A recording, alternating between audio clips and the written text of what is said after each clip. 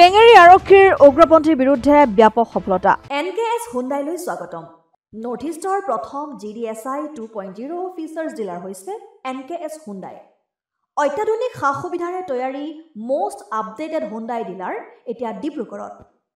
আমাৰ NKS Hyundai ডিলাৰত open sales consultant room, customer ৰুমৰ লগতে পুৰণি গাড়ীৰ এক্সচেঞ্জ ফেচিলিটিও ৰখা হৈছে। ইয়াত সেলছৰ লগতে সাৰ্ভিস সেক্টৰৰ সুন্দৰ সুবিধা আছে। প্ৰয়োজনীয় সকলো এডভান্স টুলছ, হুইল বেলেন্সিং, এলাইনমেন্টৰ অত্যাধুনিক machine, post hydraulic lift, fully train man পাৱাৰৰ লগতে nitrogen gas filling facility, fully automatic car washer ফেচিলিটিও আছে।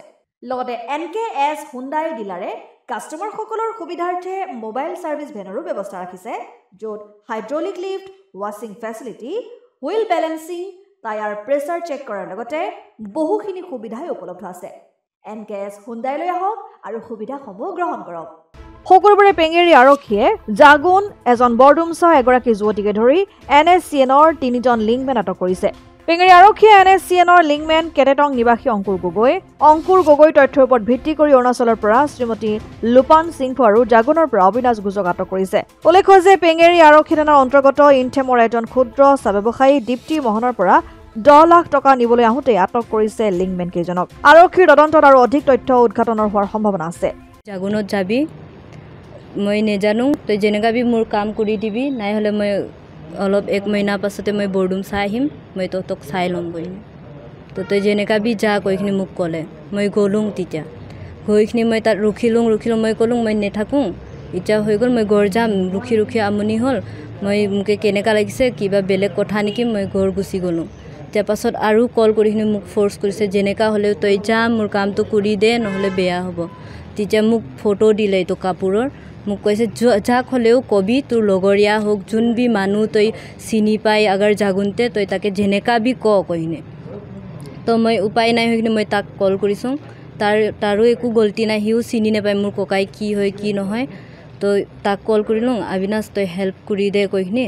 তো সি উপায় নাই হৈখিনি মই তাক ফ'ৰ্চ কৰিছোঁ, সেইকাৰণে সি গৈখিনি তাক লগ কৰিব গ'লে। তেতিয়া সি তাক পালে, তেতিয়া সি আংকাল দোকানত কৈখিনি দি দিলে, তাতে থৈখিনি পাছত ইয়াৰ পৰা ছাৰহেঁতি আহিছে, মইতো নেজানো একোবি। তো তেতিয়া আহিলে হেঁতি, তেতিয়া মই কল কৰিছোঁ, ক'ত আছ কৈখিনি। মোকে বাৰ ফোন কৰিখিনি মাথা খাই আছে, এইটোৱে এনেকুৱা ককাই মোৰ মাথা খাই আছে। তো তেতিয়া সি ক'লে মই এতিয়া নোৱাৰে, জাগুনতে ID কি মাঙি আছে, নহ'লে ট্ৰানজেকশ্যন নহ'ব কৈখিনি। তেতিয়া আহিলে হেঁতি বৰডুমছা আহি আছোং ক'লে। তো মই হ'ব তেতিয়াতো আহি যোৱা কৈখিনি ক'লোঁ। তেতিয়া তাত আহিলে, তেতিয়া মোৰ একটা লগৰীয়াটোক মই সুধি চালোঁ ক'ত আছে, মইতো স্কুটি চলাব নোৱাৰে, তো মই আহিব নোৱাৰে কৈখিনি ক'লোঁ। কি তই আহিবি, এইটো অবিনাশ আহি আছে, তই তাৰ পৰা ৰিচিভ কৰি ল'বি কৈখিনি। তো এনেকৈ বাছ ইমানেই আছিলে, মই নেজানো কি কথা হয়, কি কেছ হয়, মই একো নেজানো। মোক ধৰিলে মানে মোৰ ঘৰতে আহিছে, কেলৈ মোৰ দাদা মোক কণ্টেক্ট কৰিছে হোৱাটছআপতে, তো সেইটো থ্ৰুতে আহিছে। মই নেজানো আৰু কি এইটো পইচা সি ডিমাণ্ড কৰিছে নাই কৰা। ইয়াত আহি কিনে গম পাইছোঁ কি ডিমাণ্ড কৰিছে এনেকা মই একো নেজানো। মোৰ তাউজিৰ ল'ৰা NSCNৰ লগত জড়িত, অলপ গম পাইছোঁ কি আগতে সি গুচি যোৱা, মই সৰু আছিলোঁ, মই নেজানো সি ক'ত আছিলে ক'ত নাই। তো কালি ছাৰহেঁতি কৈছিলে তাক কল কৰিখিনি কবি চেৰেণ্ডাৰ কৰিবৰ কাৰণে। তো তাক মই ক'লোঁ, পাৰ সি কৈছে মোক মাৰি দিব, মই চেৰেণ্ডাৰ কৰিব নোৱাৰে। এই বৰগোলাৰ পৰা ধৰিলে এই নেফা ফেক্টৰী আগৰ পৰা। ৰিহেবৰ পৰা ধৰিলে নেকি? ৰিহেবৰ পৰা নহয়, মই ৰাস্তাত ৰখি আছিলোঁ তো। মানে মোক সদায় মানে এটা 4 মাহমান হ'ল আনন'ন নম্বৰৰ ফোন আহে।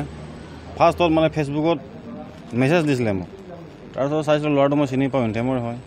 তো কেতিয়াবা কথা চথা পাতোঁ আৰু সেনেকুৱা নম্বৰটো সি মোৰ নম্বৰ লোৱা বুলি ক'লে, কেতিয়াবা হেল্প কৰিম আমুক পাছত। ঠিক আছে, নম্বৰ দিছে, মই ছেভ কৰি থৈছোঁ। তাৰপিছত মাজে ফোন কৰি মোক মানে একদম অলপ ব্লেকমেইল টাইপৰ কৰে। তই মোৰ ফোনটো কেলৈ ৰিচিভ কৰিলে মানে কৰিবই লাগিব এনেকুৱা মানে। তো ৰিচিভ নকৰিলেও ধমকি দিয়ে ন, মই আহিলে চাবি কথা বেয়া হ'ব, কমচে কম কথা পাতিবলৈ কিবা যাব নেকি এনেকুৱা বুলি কয়। তেতিয়া মই ফোনটো কথা পাতি দিওঁ।